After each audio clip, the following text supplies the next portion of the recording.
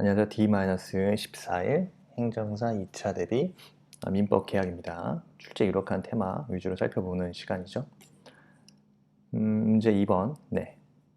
자손이 없는 갑은 입양 신고를 하지 않았지만 아들처럼 돌봐주던 병에게 갑과 그의 처의를 부양 책임져 달라는 조건으로 부동산을 증여했습니다. 그래서 소유권 이전 등기까지 했습니다. 그 후 병은 고령으로 생활 능력이 없는 갑과 을을 전혀 부양하지 않는데 아무래도 그죠? 자손이 없는 건 입양 신고는 하지 않았네요. 또 그죠? 이러한 경우 병에 대한 증여 계약을 해지할 수 있는지.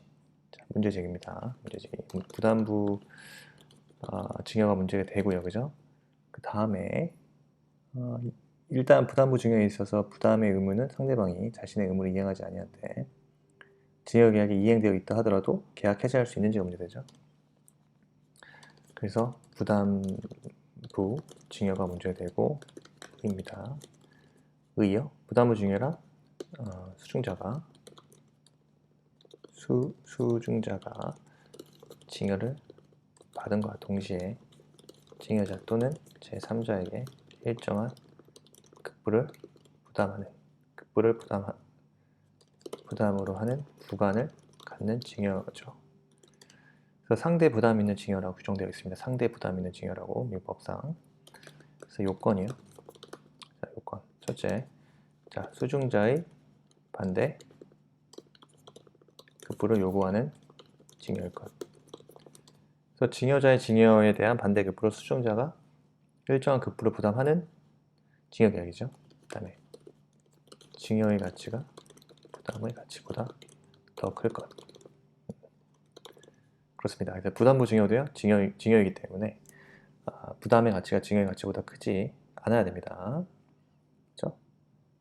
부담의 가치가 증여의 가치보다 더 커버리면 굳이 부담을 하면서까지 증여를 받을 이유가 없죠. 여기 나와 있진 않지만 모르겠습니다. 여기서 병이 갑과 을을 부양을 하지 않는 게 아니 갑이 증여한 내용이 갑이 이 부동산이 알고 보니까 아무 아무 어떤 재산적 가치가 없는 아주 부동산 뭐 토지 혹은 건물이겠죠. 근데 토지일 가능성이 높은데 이 정도 가지고 내가 부담해야 되나 싶을 수도 있어요. 근데 어쨌든요, 요건은 그렇습니다. 증여의 가치가 부담의 가치보다 더 커야 되죠. 근데 이제 증여와 부담의 대가적 관계가 있다. 그러면 교환이나 매매 등이 될 뿐입니다. 그래서 요 요건 중요하죠. 증여의 가치가 부담의 가치보다 더 커야 되는 거. 효과요. 자, 증여의 일반적 규정 적용되겠죠. 부담부 증여도 증여입니다. 그래서 증여에 관한 규정들이 적용됩니다. 그래서 증여의 그 특수한 해제 원인인 그 서면에 의하지 않은 증여의 해제, 망은 행위에 의한 증여의 해제, 그다음 재산 상태 악화에 의한 증여의 해제 규정 등은 부담부 증여의 경우에도 적용됩니다. 다만 그 망은 행위의 경우 부양 의무 불이행은요, 친족 간의 부양 의무의 불이행을 의미하죠. 친족 간의 부양 의무의 불이행만 의미하므로 부담 자체의 불이행만이 있는 때는요, 망은 행위로 인한 해제 규정이 적용되지 않습니다.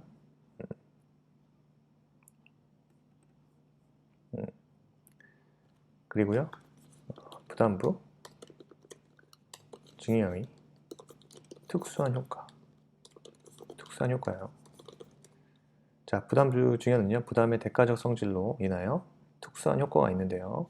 자, 뭐가 있죠? 첫째, 부담의 한도 내에서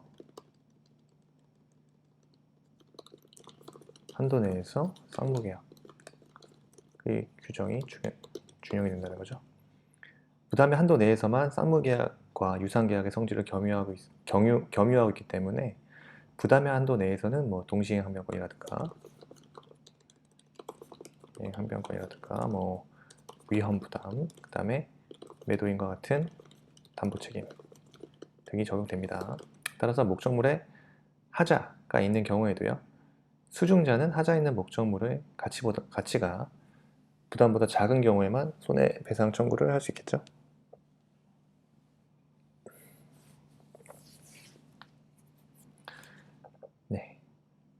그리고요. 부담 불이행 시 자, 이행 완료 부분의 해제 가능입니다. 이거는 민법 제 558조 부적용이죠.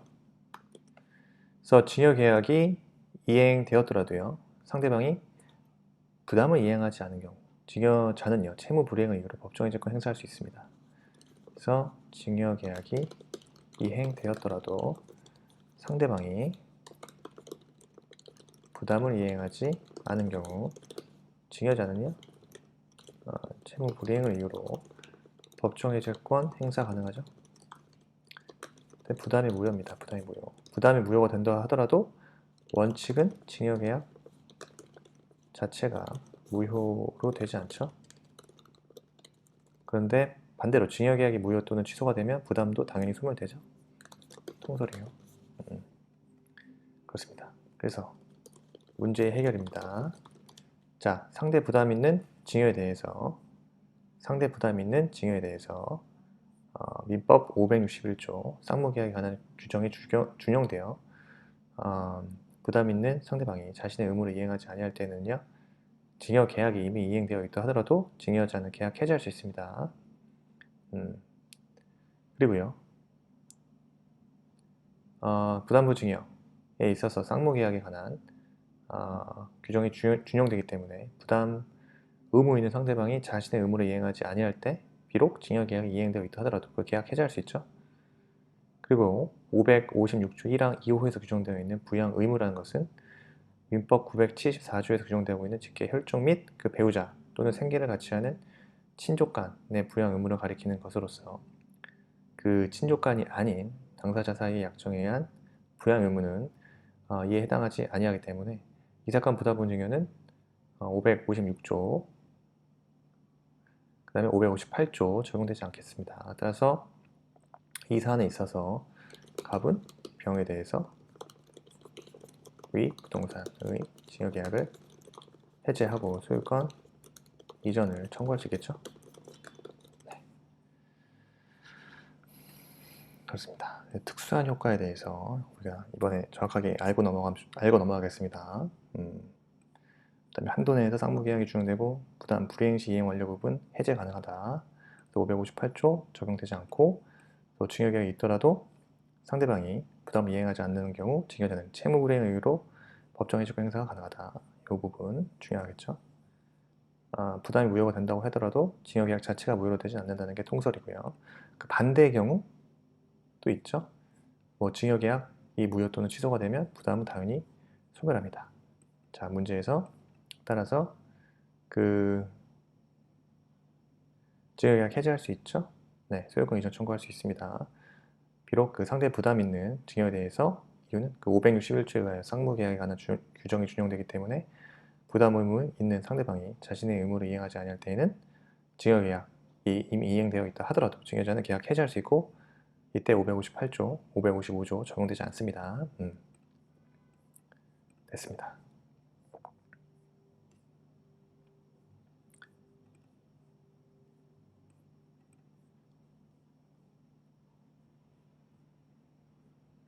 다음이요.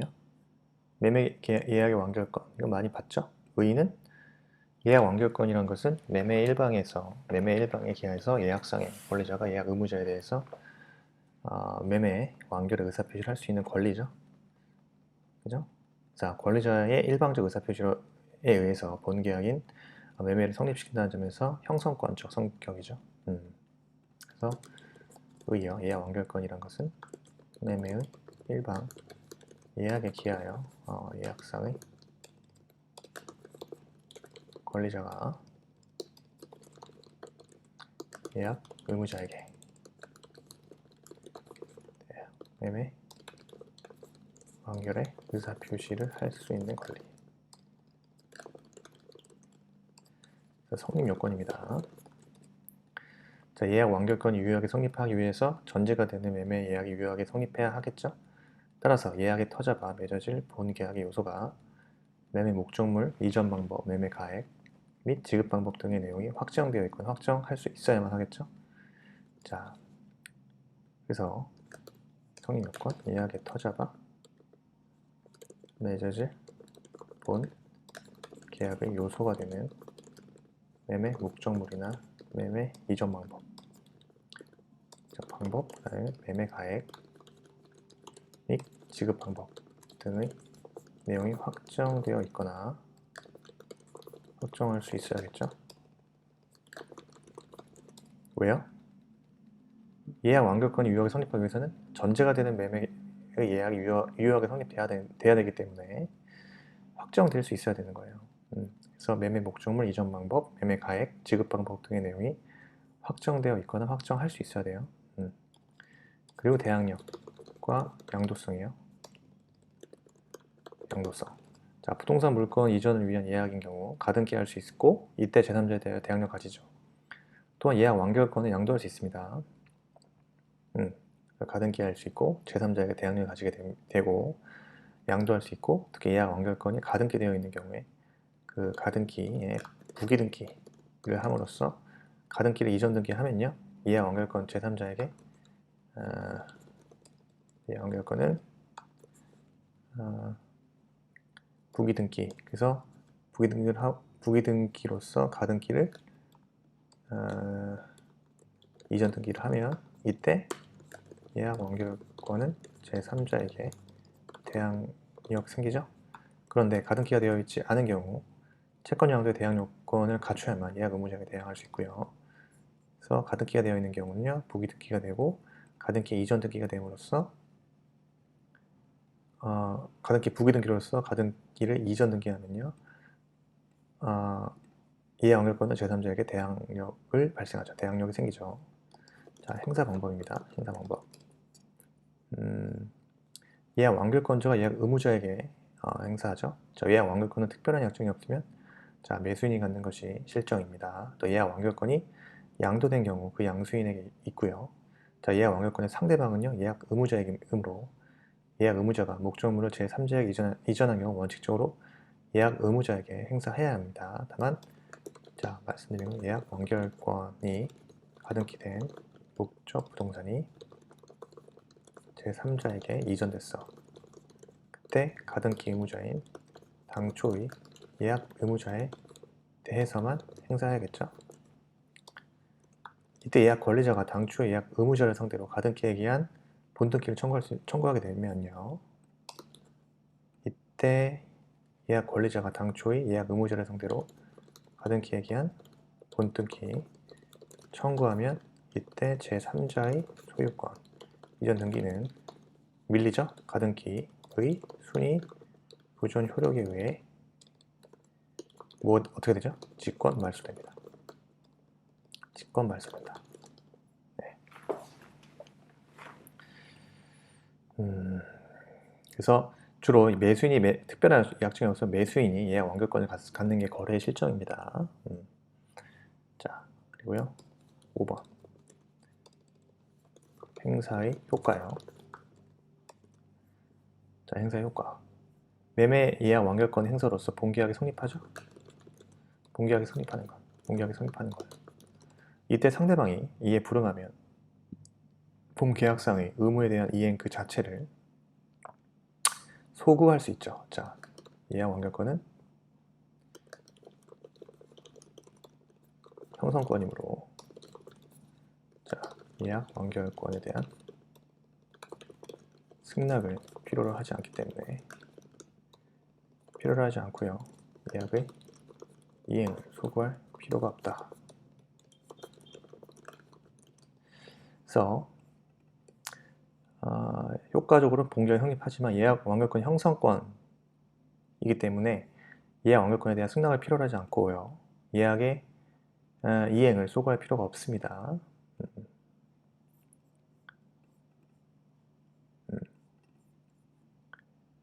만약에 예약 완결권의 행사로 본계약이 성립하는데 이때 상대방이 불응한다?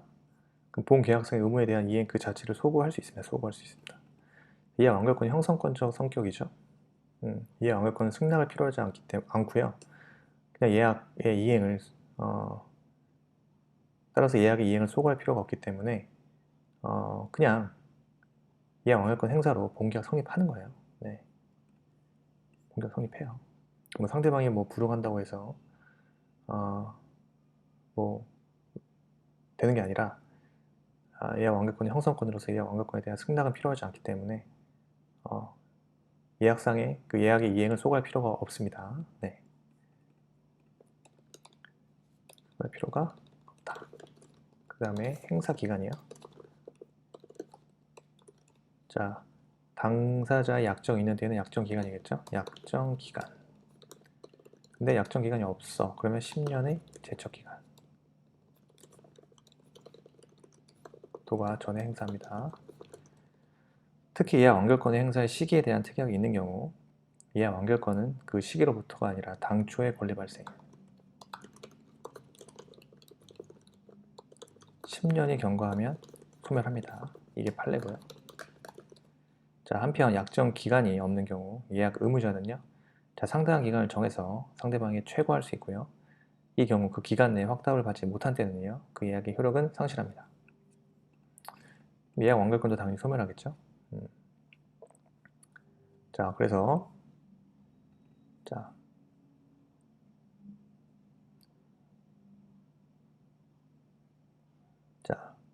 어쨌든 약정 기간이 없다면 10년의 중에 도가 전 행사해야 되는데 예약 완결권의 행사 시기에 대한 특약이 있는 경우에도요. 그 시기부터 아니라 당초 권리 발생일부터 10년 경과하게 되면요. 소멸합니다. 네, 소멸하고요. 한편 그 약정 기간이 없는 경우 예약 의무자는 그 상당한 기간을 정하여 상대방이 최고할 수 있죠. 근데 이 기간 내에 확답을 받지 못했다? 그럼 그 예약 효력은 상실합니다. 네. 예약 완결권도 소멸하는 거고요. 네. 됐죠? 예약 완결권 많이 정리했는데 다시 살펴봤고요. 자, 4번입니다. 갑은 별장으로 사용한 A 건물을 을에게 5억 원에 팔기로 2010년 5월 10일 매매 계약 체결했습니다. 자, 을은 매수인이죠. 계약금 5천만 원을 지급하고 5월 30일에 중도금 3억 지급하였고요. 을의 1억 5천 잔금 지급과 갑의 소유권 이전 등기에 필요한 서류를 6월 7일 날 하기로 하였습니다. 6월 2일 갑의 담배꽁초로 인해서 A 건물이 전부 멸실되었습니다. 때 갑과 을 사이의 법률 관계를 논하라는 거죠.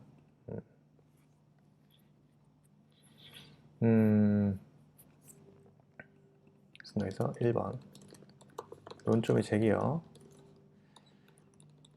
지금 갑과 을 사이의 계약금에 따른 그 해제가 가능한지가 문제되는 거죠. 계약금에 따른 해제가 가능하냐. 근데 을이 갑에게 건물 소실에 따른 이행불능에 따른 계약 해제할 수 있는지가 또 문제되는 거죠. 그래서 계약금에 따른 해제가 가능한지. 그 다음에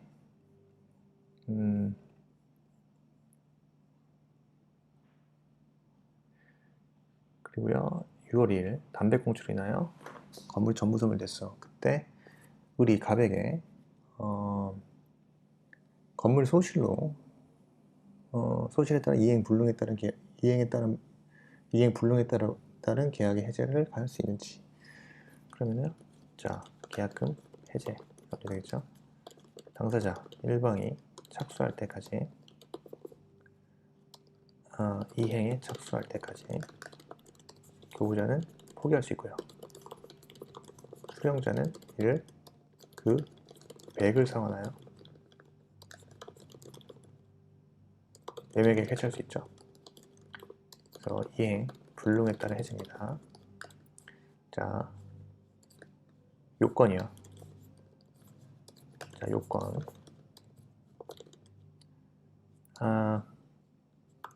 일단 채무자의 귀책 사유로 인한 이내에 이행이 불능이 되었을 것이죠.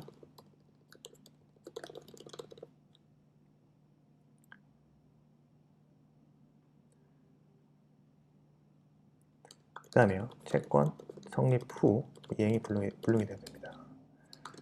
그 다음에 채권자의 최고 요하지 않죠.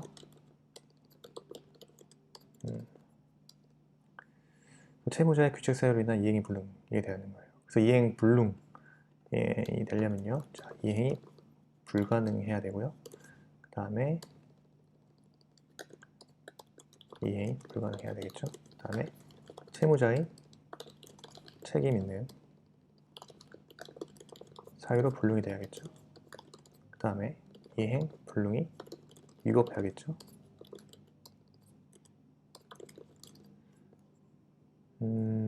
그렇습니다. 그래서 이랬을 때 효과요. 효과는요. 첫째, 계약 해지로 인한 당사자 쌍방의 원상회복 의무 역시, 자, 효과 1번, 계약 해제로 인한 당사자 쌍방의 원상회복 의무의 경우 동시에 합력도 인정이 되죠. 계약 해제로 인한 당사자 쌍방의 그 원상 회복 의무의 경우 동시에 항변권이 인정이 될 겁니다. 둘째, 당연히 당사자 1방이 계약을 해제한 때 그 반환할 금전, 그죠? 금전 반환이죠. 그러면 받은 날로부터 이자를 가산합니다. 그래서 당사자 1방이 계약을 해제한 때 반환할 금전은요, 그 받은 날로부터 이자를 가하여야 합니다. 셋째요. 계약이 해제가 되어도 손해배상 청구는 할 수 있죠. 해제가 되어도 손해배상 청구할 수 있습니다. 이행이익 배상을 구하는 것이 원칙이지만 실내이익 배상 구할 수도 있고요. 그 다음에 계약이 해제되면요, 그 효력은 소급적으로 소멸하죠. 이행을 하지 아니한 채무는 소멸되고요. 이미 이행한 채무는 원상회복 의무를 인정하고 있습니다. 그래서 계약이 해제되면 효력은 소급하죠. 소급적으로 소멸. 그 다음이요. 계약이 해제되면 제3자 권리 해하지 못하죠. 계약이 해제되어도 그것도 제3자의 권리를 해하지 못하죠. 548조 1항이요. 사안의 검토입니다. 자, 5월 30 이때 중도금 지급했죠. 을이 지급했으므로 계약금에 따른 해지는 불가능합니다. 이행에 착수했기 때문에, 그죠? 해지는 불가능하죠. 자, 그 다음에 6월 2일이요. 6월 2일에 그러니까 1억 5천의 잔금 지급과 소유권 이전 등에 필요한 서류의 교부는 6월 7일 하기로 했는데 6월 2일에 갑의 과실로 담배꽁초로 그 건물이 전부 멸실된 경우니까 갑의 담배꽁초로 인해서요. 갑의 과실로 인해서 건물 전부가 멸실된 경우죠. 이에 대해서 이행이 불가능하게 된 겁니다. 즉 후발적 불능에 해당하죠.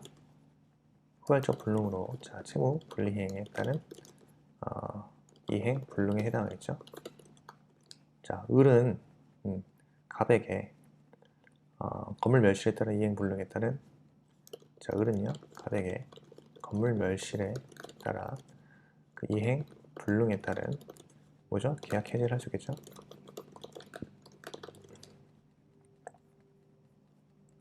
그리고 계약 해제에 따라 갑은 을로부터 3억 5천이죠. 계약금 5천, 중도금 3억이죠.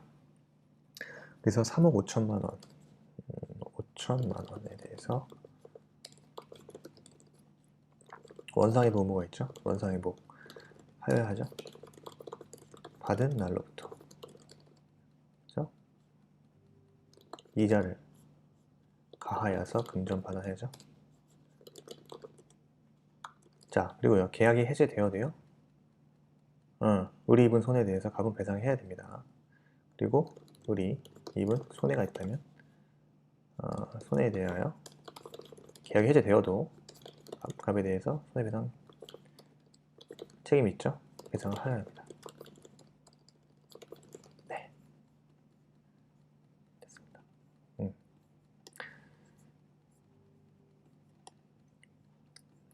이행 불능에 따른 해제, 규칙 채무자 규칙 사유 이행 불능. 이행이 불능이 되었다는 것은 채무자의 책임 있는 사유로 이행불능이 위법해야 되고요. 이행불능 요건을 갖춰야 한다는 거고, 채권 성립 후 이행이 불능이 된다는 거고, 채권자의 최고 요하지 않고요. 효과는요, 계약 해지로 인한 당사자 상호의 원상회복 의무의 경우, 원상회복 의무의 경우 동시행하면 인정되고요. 당사 1방이 계약을 해지할 때 반환할 금전에는요, 받은 날로부터 이자 가하게 되고, 계약이 해제되어도 손해배상 청구 가능하고요. 소급적으로 소멸돼서 제3자 권리는 548조 1항에 따라 해하지 못합니다. 일단 중도금 지급, 이행의 착수에 해당이 돼서 계약 해제는 불가능하고요.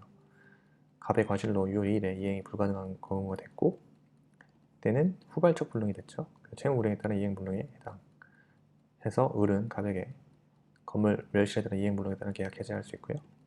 계약 해제에 따라 갑은 을로부터 3억 5천만 원을 받았죠. 이에 대한 원상회복 의무가 있고요. 또 갑이 그 받은 날로부터 이자를 가야겠죠.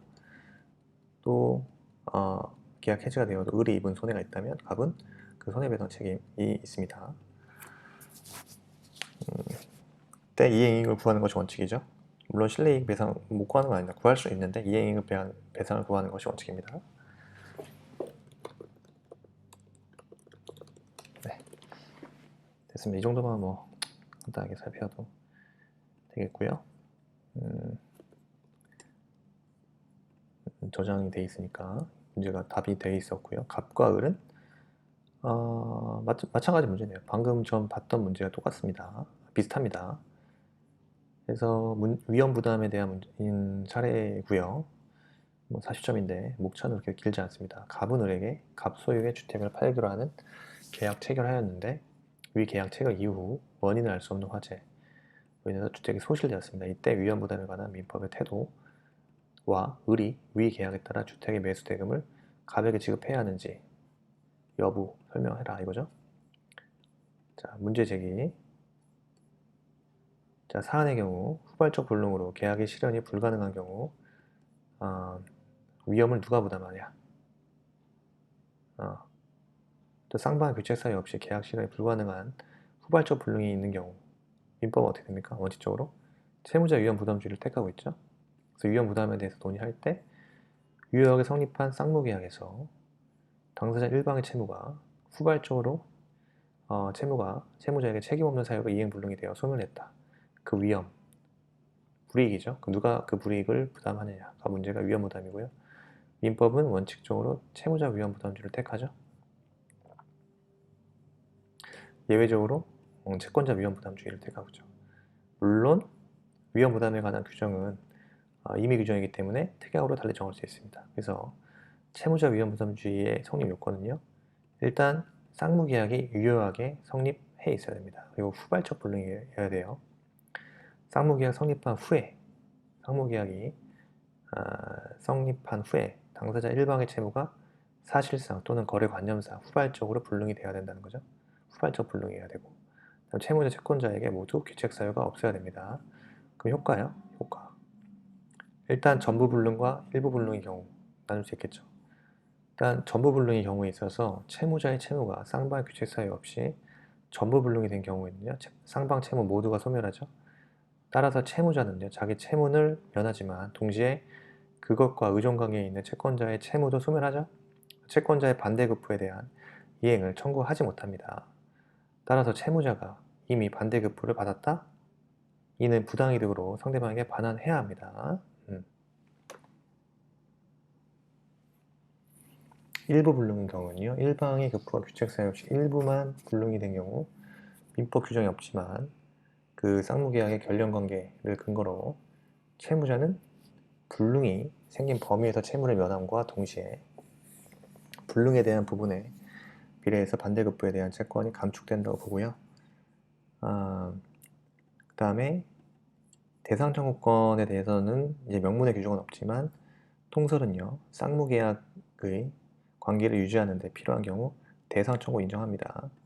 따라서 채무자가 그의 급부 불능의 원인으로 이에 가름하여 대상물 또는 배상 청구권 취득했다면 채권자는 위험 부담의 범위를 주장하면서 계약관계에서 벗어나거나 대상 청구권을 행사하여 대상문을 받고 자신의 반대급부를 이해하는 방법도 선택할 수 있습니다. 자, 예외적으로요. 채권자 위험 부담주의죠. 자, 의요. 쌍무계약에서 당사자 일방의 채무가 채권자의 책임 있는 사유로 이행이 불가능하게 되거나 채권자의 수령 지체 중에 당사자 쌍방의 책임 없는 사유로 이행할 수 없게 될 때 채권자가 위험을 부담하게 되는데요. 요건 채권자의 책임 있는 사유가 있어야 되고요. 혹은 그리고 채권자의 수령 지체 중에 양 당사자의 규책 사유 없이 급부가 불능이 돼야 돼요. 그래서 먼저 채권자 책임 있는 사유. 여기서 말하는 규책 사유라는 것은 신의칙상 채권자의 고의 과실과 동일시할 수 있는 경우, 즉 그 법적 의무뿐만 아니라 채권자가 회피할 수 있었던 장애 사유를 그의 잘못으로 저지하지 못한 경우도 포함한다. 예, 좀 포괄적으로 해석합니다. 규책 사유에 대해서. 그리고요. 채권자 지체로 채권자에게 위험이 이전되기 위해서는 채무자의 현실 제공이나 구도 제공이 필요합니다. 그래서 채권자의 수령 지체 중에 양 당사자의 규책 사유 없이 급부가 불능이 되는 경우인데요. 이때 채권자 지체로 채권자의 위험이 이전되기 위해서는 채무자의 현실 제공이나 구도 제공이 필요합니다. 자, 효과 어떻게 되죠? 대가 위험 이전되죠. 대가 위험이 채권자에게 이전되어 채무자는 자신의 급부 의무를 면하고 반대급부 청구권을 상실하지는 않습니다. 이때 채권자의 반대급부 의무가 있죠. 목적물의 멸실에 따른 손해배상 의무가 아니라 채권자가 본래의 쌍무계약에서 부담하였던 자신의 채무를 말해요. 따라서 채무자 이익상환 의무요. 채무자가 또 자신의 채무를 면함으로써 얻는 이익을 얻었다? 그때는 그 이익은 채권자에게 또 상환해야 되겠죠. 자, 사안의 경우 쌍방 당사자의 규책 사유 없이 후발적 불능에 해당하죠. 그러므로 갑은 갑소유의 주택 소실로 주택 인도 의무를 면하게 될 겁니다.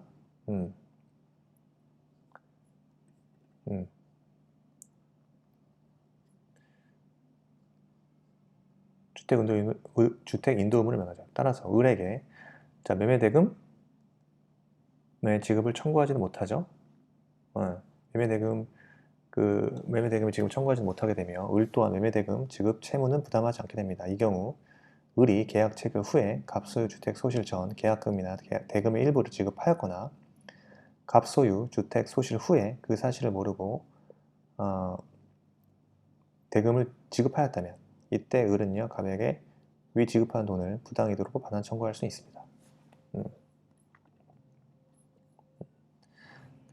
이 말 써줘야 돼요. 문제 해결에서 쌍방 당사자의 규책 사유 없이 후발적 불능에 해당하기 때문에 갑소유 주택 소실하고 주택 인도 의무를 면한다. 그리고 따라서 을은 을에게 매매대금의 지급을 청구하지 못하게 되며 을 또한 매매대금 그 자금 지급 채무를 부담하지 않는다. 이렇게만 쓰면은